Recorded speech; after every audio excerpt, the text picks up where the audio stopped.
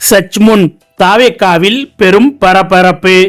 MLA பதவியை ராஜினாமா செய்த விஎஸ் பாபு கடும் அதிர்ச்சியில்.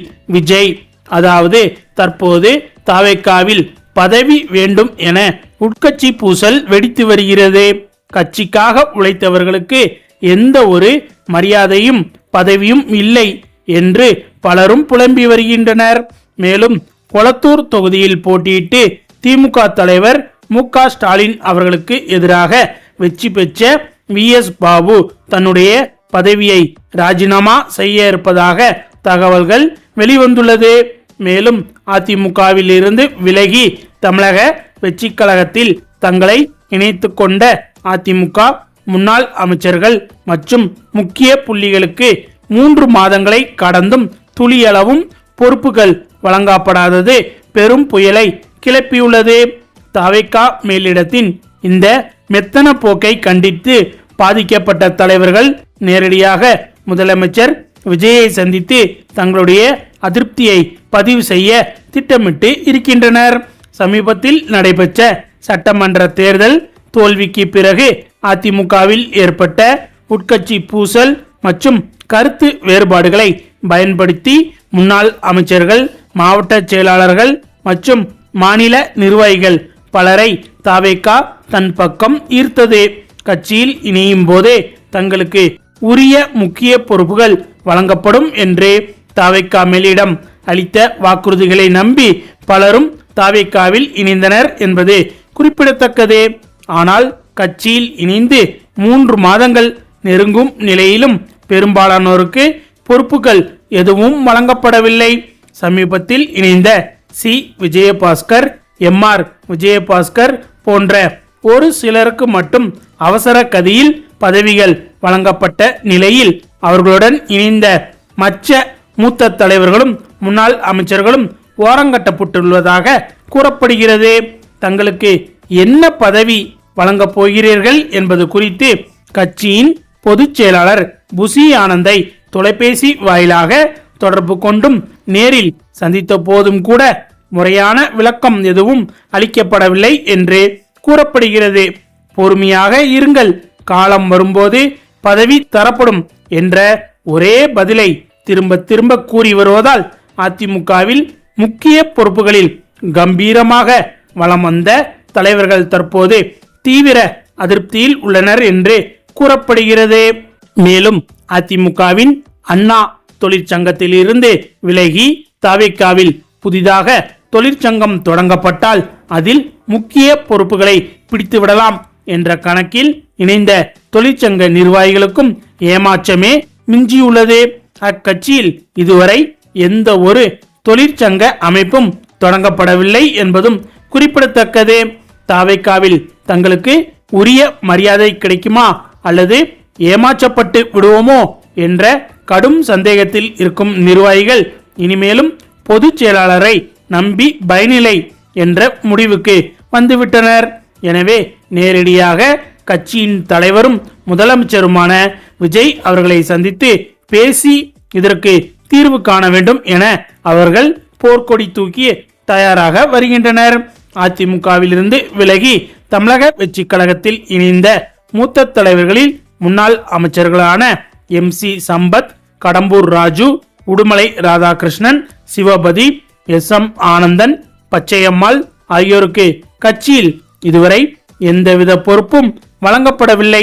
இவர்களுடன் இணைந்த முக்கிய நிர்வாகிகளான பாலகங்கா, கப்பச்சி வினோத், முன்னாள் நாடாளுமன்ற உறுப்பினர் கே.என். ராமச்சந்திரன், முன்னாள் துணை கொறடா சு. ரவி மற்றும் அண்ணா தொழிற்சங்க செயலாளர் கமலக்கண்ணன் ஆகியோருக்கும் எந்த பொறுப்பும் வழங்கப்படாமல் தாவேக்காவில் ஓரங்கட்டப்பட்டு மேலிடத்தின் பதவி அறிவிப்புக்காக காத்திருக்கும் சூழல் ஏற்பட்டுள்ளது என்றும் இவர்கள் அனைவரும் என்ன செய்வது என்று தெரியாமல் தற்போது குழப்பத்தில் இருந்து வருகின்றனர் என்று கூறப்படுகிறது. ஆனால் திமுகவை பொறுத்தவரையில் தாவேக்காவில் இருந்தும் அதிமுகவில் இருந்தும் விலகி திமுகவில் இணைந்த பலருக்கும் மு.க. ஸ்டாலின் அவர்கள் புதிய பதவிகளை கொடுத்து வருவது அனைவரது மத்தியிலும் வரவேற்பை பெற்றுள்ளது. மாற்று கட்சியில் இருந்து வந்தவர்கள் தானே என்று ஓரங்கட்டாமல் அவர்களுக்கு முக்கிய பொறுப்புகளை திமுக வழங்கி வருகிறது. அதாவது தற்போது முன்னாள் முதல்வர் ஓ பன்னீர்செல்வத்திற்கு திமுகவில் மாநில அளவிலான பதவி கொடுக்க முடிவு செய்யப்பட்டுள்ளதாக தகவல்கள் வெளியாகி இருக்கிறது. அதேபோல் அதிமுகவில் இருந்து வந்த மனோஜ் பாண்டியன், வைத்தியலிங்கம், விசிகாவில் இருந்து வந்த பனையூர் பாபு உள்ளிட்டவர்களுக்கு மாவட்ட செயலாளர் பதவி வழங்கப்பட உள்ளது. அண்மையில் முன்னாள் முதல்வர் ஓ பன்னீர்செல்வம் தனது எம்எல்ஏ பதவியை ராஜினாமா செய்துவிட்டு தவேகாவில் இணைய முடிவு செய்திருப்பதாக தகவல் வெளிவந்தது. இதற்கு ஓபிஎஸ் மகன் ஓபி ரவீந்திரநாத் முக்கிய காரணம் என்று சொல்லப்பட்டது. தேனி மாவட்டத்தில் முக்கிய பவர் சென்டராக இருந்த ஓபிஎஸ் தற்போது திமுகவில் பதவி இல்லாமல் இருப்பதே அவரின் அதிருப்திக்கு காரணம் என்று கூறப்பட்டது. இதனால் தவேகாவில் இணையலாம் என்று ஓபி ரவீந்திரநாத் முயற்சி செய்த போது பனியூர் தலைமை தரப்பில் ஓபிஎஸ்ஸுடன் வந்தால் யோசிக்கலாம் என்று பதிலளிக்கப்பட்டது. ஆனால் ஓபிஎஸ்க்கு அதில் உடன்பாடில்லை என்பது குறிப்பிடத்தக்கது. இந்த விஷயம் திமுக தலைமைக்கு கொண்டு செல்லப்பட்டு இருக்கிறது. அதே போல சட்டசபையிலும் தவேகாவிற்கு எதிராக ஓபிஎஸ் பேசிய கருத்துக்கள் ஸ்டாலினை திரும்பி பார்க்க வைத்திருக்கிறது. இந்த நிலையில் மறுசீரமைப்பு பணிகள் தொடர்பான ஆலோசனை கூட்டத்தில் மாவட்ட செயலாளர்கள் எண்ணிக்கையை 100க்கும் மேல் கொண்டு செல்ல ஸ்டாலின் அறிவுறுத்தி இருக்கிறார். இளைஞர்கள், பெண்கள் மட்டுமில்லாமல் மாற்று கட்சியிலிருந்து தேர்தலுக்கு முன் வந்தவர்களுக்கும் மாவட்ட செயலாளர்கள் பொறுப்பு கொடுக்க முடிவெடுக்கப்பட்டுள்ளது. இதற்கான பட்டியலிலும் ஸ்டாலின் தயார் செய்து வருவதாக சொல்லப்படுகிறது. அதேபோல் ஓபிஎஸ்க்கு மாவட்ட செயலாளர் பொறுப்பு மட்டும் அல்லாமல் மாநில அளவிலான பொறுப்பு கொடுக்க வேண்டும் என்று ஸ்டாலின் கூறியிருக்கிறார். இதனால் திமுகவின் துணை பொதுச் செயலாளர் எண்ணிக்கையை உயர்த்தி துணை பொதுச் செயலாளராக ஓபிஎஸ்ஐ கொண்டு வர உள்ளதாக திமுக தரப்பில் தகவல் வெளிவந்துள்ளது. மேலும் தவேகாவில் இருந்து விலகிய வைஷ்ணவி என்பவருக்கும் தற்போது முக்கிய பதவியை திமுக தலைவரான ஸ்டாலின் கொடுத்திருப்பதாக சொல்லப்படுகிறது.